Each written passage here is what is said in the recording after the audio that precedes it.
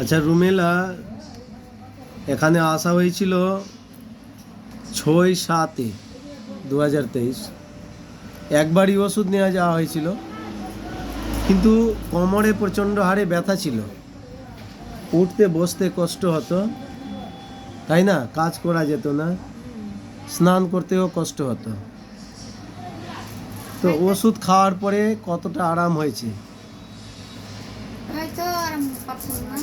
এখন কেমন লাগছে ওষুধ?